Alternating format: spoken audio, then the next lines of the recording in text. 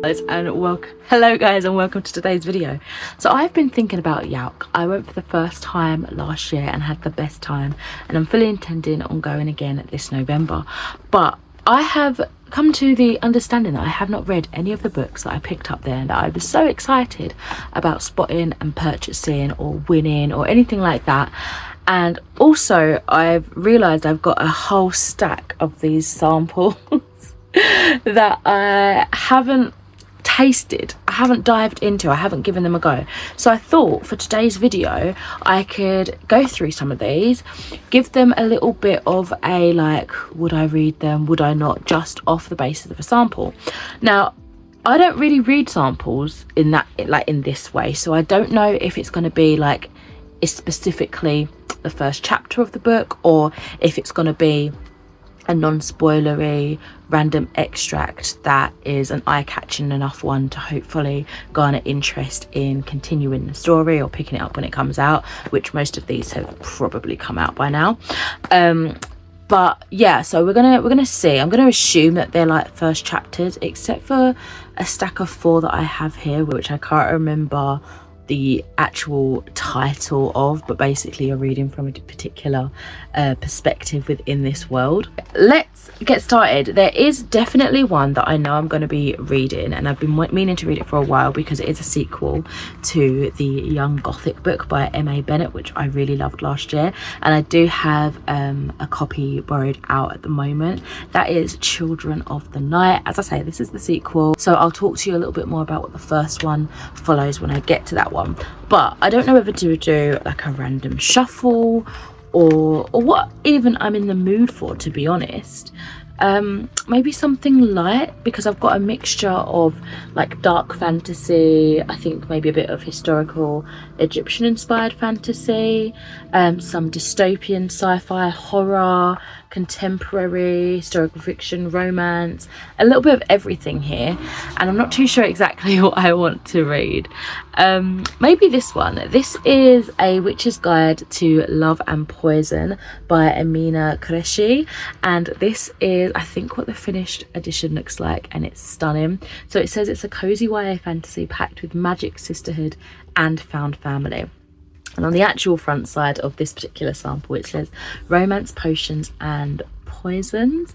So yeah, let's give this a go. It's got a total of 28 pages in here. This one actually came out of March this year, so if you guys have already read it, do let me know what you think. So let's give this one a go and see if I'm still intrigued after actually diving a little bit into it, or if it leaves me unimpressed. Completely just got me out of my mojo already, because I was looking at books that this author's already read, and I recognise My Big Fat Desi Wedding, which I've not read, and also The Baby Dragon Cafe, which is under their adult author name, which is just like their initials of A.T. Qureshi, and I've got that up there. That kind of threw me off. I wasn't expecting that they'd be the same author, especially as it's on here, but The Baby Dragon Cafe wasn't out then. It was, okay, it's like future, time travel, I don't know. It does say For Sarah, My Sunshine, which is really cute. And I did want to read at least like the first sentence or paragraph to see if it's hooking, and I might do that with all of them. So let's give that a go. It was Bisma's 18th birthday, which meant it was time for goodbye. But there were hours until then. She would not think of it now. Instead, Bisma got up from her bed, a soft spread of leaves above a thick branch moulded perfectly for her body. She stood and stretched, looking around the room she occupied in her home, a massive tree house in the centre of the enchanted forest. The other girls weren't as comfortable with heights, but Bisma loved the feeling of being above the entire world, so her room was the very highest. It suited her just fine. With 7 of them occupying the home, Baji Eva, the eldest at 21, and Deba, the youngest at 2, Bisma relished the quiet up here. Oh, okay, that sounds really quaint and delicate and enchanting. So hopefully it carries on with that tone, because at the moment, for at least that paragraph of chapter 1, I'm quite enjoying it. Let's see how the rest of it goes, eh?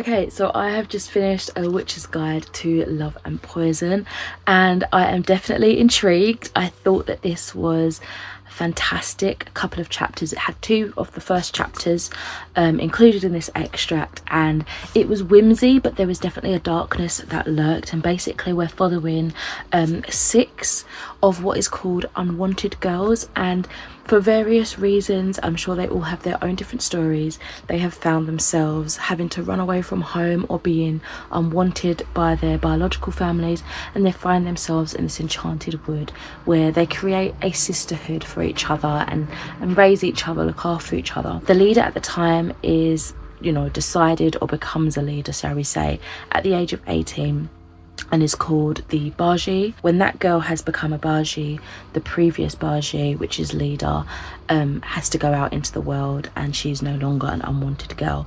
So they hold the place of leader until the next unwanted girl is of age, which is 18. And it's sad and bittersweet because they can no longer return back to the forest. They're no longer welcome into the forest.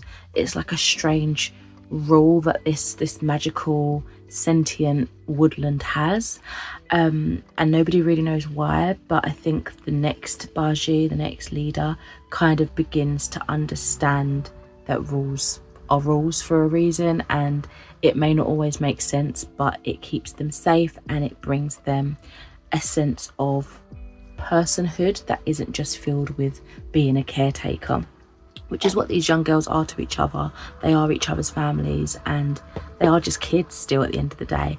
It's magical, it's full of witchcraft and wonder and a darkness, as I say, kind of deep buried beneath within our main character that we're following, called Bisma, who is the next Baji.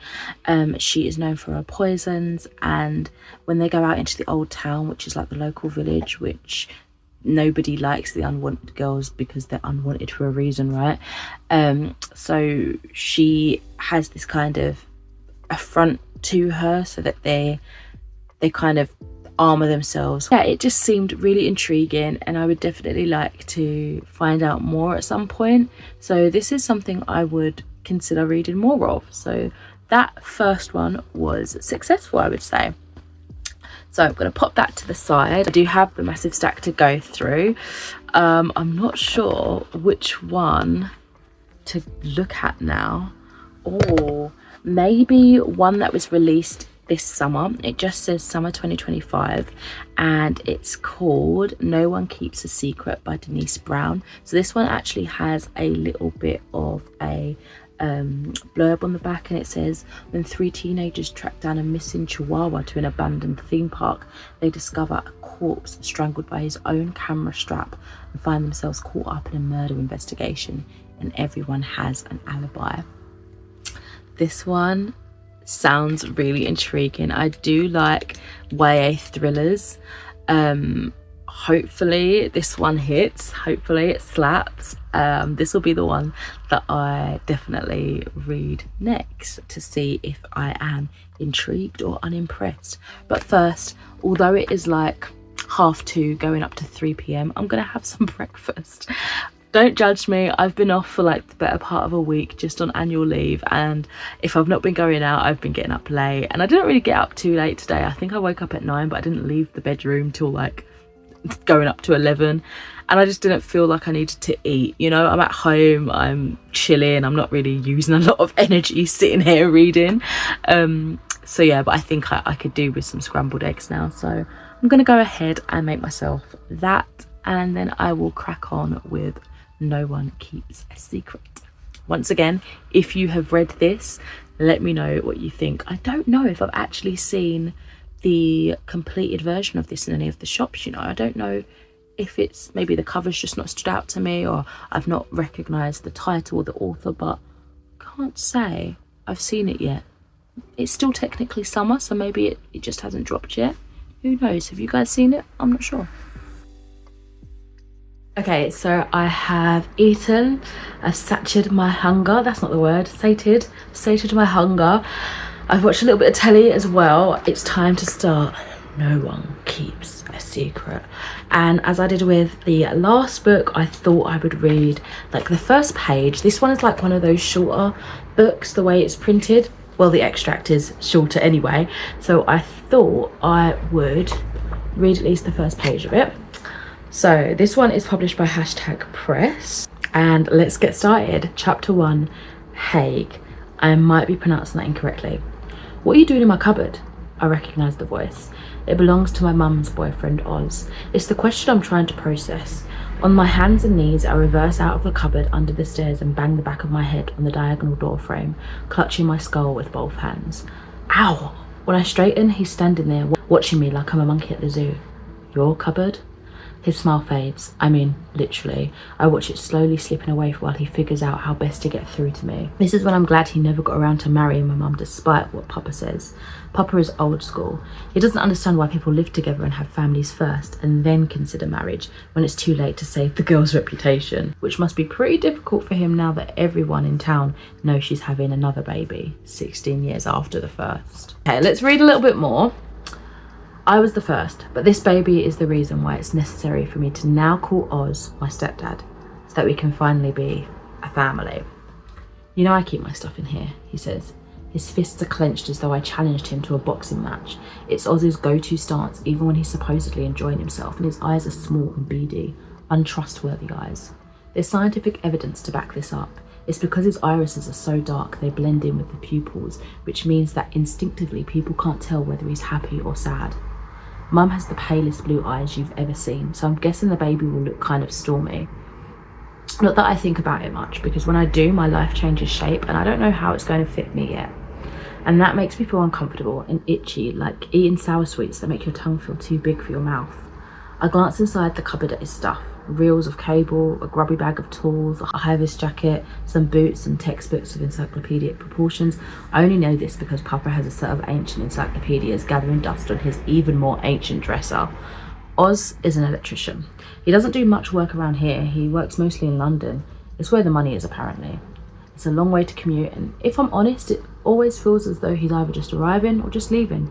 But his work is down there and Mum is up here, so he flits between the two. Okay. First like page and a bit, which is probably just like a page if it was like a standard print. Not too intrigued. Just flicking through it, it looks like it's going to have at least a couple of chapters. I reckon like the chapters will probably end mid-page and like either continue immediately after or go into the next page because of how quick we get into chapter 2. We're not there yet, like I've still got a couple of pages to read, like 2 pages or so, but I think, yeah, this has at least 4 chapters in this little sample, and it takes me to page 38.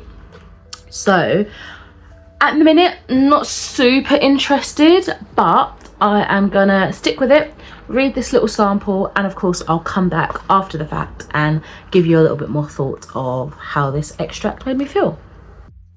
So I ended up procrastinating, and when I was like halfway through this extract, I decided to watch telly. I went on Sims 4, I watched YouTube, I did everything but read it, but I finally finished it now. It's like going up to 9 PM. I then had a little kip on the sofa with my little Smeelzebub. She was sitting on my lap and I was like, but then my neck was starting to hurt, so I was like, no, I need to get up and I need to shower, I need to sort myself out. This unfortunately is going to be an unimpressed. I just didn't really find it very interesting for the first, how many chapters did we get? It was quite generous actually. I think in the end it was, yeah, 5 chapters. So that would be enough for me, I would say, to really kind of sink my teeth in and get an idea of what the story is going to be about, but it just wasn't really for me. I felt like the tail end of the chapter, when the actual excitement was being alluded to and, you know, the body was found, was probably going to be the more intriguing part to me. But so far I wasn't really interested in the characters or the little town or anything like that, unfortunately. So yeah, I probably will not be checking this one out if I do see it here and there, but that's not to say that you won't love it.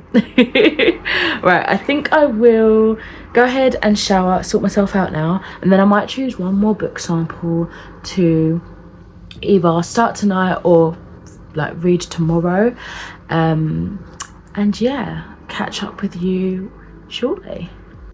I'm not going to be starting now, but this is the next one I'm going to be picking up. Oh, I don't like that lighting. What is going on? Sorry about that.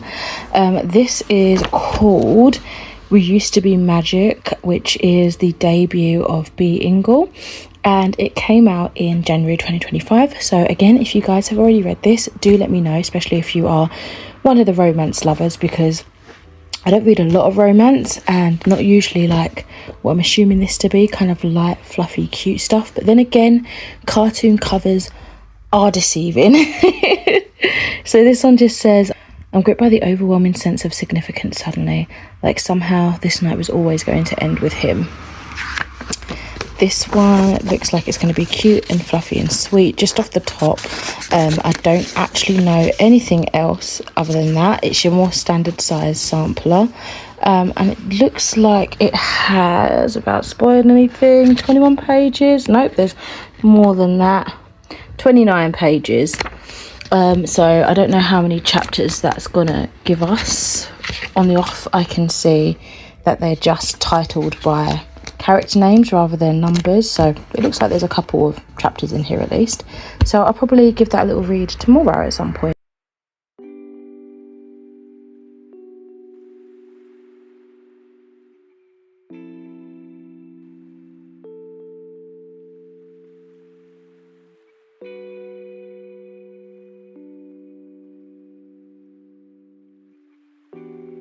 I totally forgot this morning to read a little snippet of We Used to Be Magic to you, but I was walking on my way to do some errands and it just slipped my mind until I was actively reading. But it doesn't matter because I've decided not to finish this extract.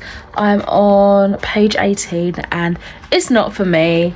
We're following a guy that seems like he's in like generational wealth, and he's at an engagement party with one of his older sisters, or for one of his older sisters, and he's just not vibing it. Obviously I don't know much about his backstory to gauge why he's so nonchalant and doesn't really want to be there, but we've also got the perspective of, oh, so he's called Ezra. We've also got the perspective of Audrey, who has just started out in the modeling world. They're both in America.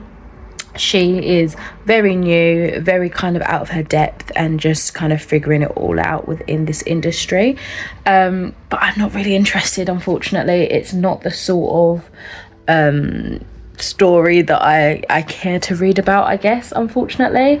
I'm assuming it's going to be a romance between the two of them, but I don't care to continue. So unfortunately, for this particular one at least, We Used to Be Magic, I am unimpressed. So I will not be continuing on with the larger work, let alone the sample. I think for this video, I'll round up with one last book. So let's go ahead and choose one. This is such an awkward angle, but I've decided to finish off this video with one that is surely going to be a winner, and one that I can definitely continue straight away because I've got the book here with me at the minute, and that is of course The Children of the Night by M.A. Bennett, which I mentioned briefly at the start of this video. This is the sequel to Young Gothic, and I did promise I'll tell you a little bit about it. So we are following four main characters, Eve, Griffin, Hal and Wren, and in the first book they all kind of sort of amalgamated together on this writers retreat. They basically took part in a scheme called the Young Gothic writers scheme, I guess you could say, where they had an opportunity for I think a week or a month. It might be like throughout the summer actually, so let's not say that. For everything that happened, it needed to be a long period of time, but it was kind of like a almost off-grid in a way, but not, but kind of, some of them, how they wanted to escape reality. They've all got various different levels of like fame and notoriety, and it was just for them to be creatives and knuckle down and create something that hopefully in turn would be successful for the scheme as well, so that they could carry on doing this each summer with a different cohort of young people. and potentially, you know, have publishing rights, I'm assuming, for like whether it's media or plays or poetry, anything like that, that the young Gothic people created. It also is symbolistic to the original kind of creators of goth, if you will. So like think the Shelleys, Byron, that kind of thing, and a lot of that is, you know, heavily talked about throughout young Gothic. Of course, it's not as simple as that. They are in the kind of birthplace of horror, and a lot of scary things happen. There's a death, there's a whole lot of mystery, there is a feeling of, oh my gosh, are supernatural things actually happening? Are these simply just the stereotypical archetypes of a horror movie, or is there more to it? And yeah, as I say, I really enjoyed that. I believe it was like a 5-star read, one of my favourites from last year when I read it. So I'm very excited to pick up Children of the Night. I had fully intended to pick it up as soon as I saw it in like shops and stuff like that, and of course, as these things happen, I just didn't get around to it. So let's see what the actual back of this one says, because I don't think it's actually like spoilery or anything. And by the way, this one came out back in February of this year. So it says, escape to the birthplace of nightmares, unleash the monsters within. Join Eve, Griffin, Hal and Wren in Transylvania as they are plunged into the midst of a deadly mystery. Can they uncover the answers they seek, or will this be the end? The monsters have come out to play. So before I go and read some of this, I thought, of course, let me go ahead and read a little bit to you guys. So much like the first book, we are starting off with a letter. Letter from the Count Bogomir Rabka Selsky III to James Renfield, 31st of October 2016. Dear Mr. Renfield, 2016 marks 120 years since the completion of the manuscript of Bram Stoker's Dracula. You're cordially invited to come to Transylvania, the land beyond the forest, and spend St. Andrew's Night at Bran Castle, ancestral home of Vlad the Impaler, otherwise known as Dracula, which has recently been restored to its former glory. As the journey is far and the place remote, you can bring up to 3 guests completely free. Go safely and leave something for happiness you bring. Yours sincerely, Count Bogomir Rabka Selsky III, Bran Castle, Transylvania. I think I might have even read even maybe this amount at the back of the last book, because I feel like there was an extract at the end of the last book, so this might be familiar to me. Rule 1. We like drinking blood. Wren, My House, Gower Street, London, Thursday the 21st of November 2016, afternoon.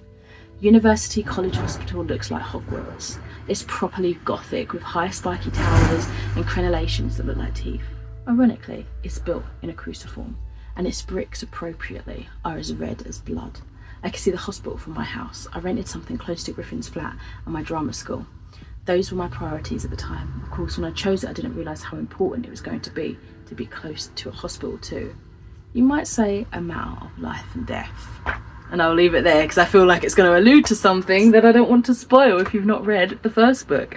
So I'm going to go ahead, do a couple of errands actually, because I really do need to wash up, and then I'll get back to this and give you my thoughts at the end, which I think is going to be an impressed. I think I'm going to continue with it.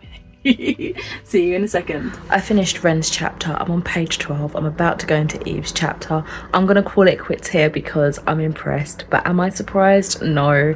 I'm gonna finish off the extract and then I'm probably gonna dive in to the full-length novel either tonight, maybe tomorrow. I might take that as my commute book when I go back to work. But yes, let me get the other books and we'll wrap that up, shall we? Let's round everything up. I tried 4 samples this reading vlog over 2 days. So we have Amina Qureshi's A Witch's Guide to Love and Poison, which I was definitely impressed by. I have No One Keeps a Secret by Denise Brown, which unfortunately I was unimpressed by. We have We Used to Be Magic by Belle Ingle, which unfortunately I stopped reading a couple of pages into it and was unintrigued by. And lastly, we have Children of the Night by M.A. Bennett, which I've also stopped reading, but for completely different reasons. I know I'm going to continue reading this outside of the vlog. I am impressed and I'm looking forward to seeing how the sequel expands the storyline and wraps things up. So once again, if any of you guys have read any of the books that I have previewed here in today's video. Do let me know what you thought about them. If you have different thoughts to me especially, I'd love to know. But for now, thank you so much for watching, and I shall catch you in another video soon. Bye.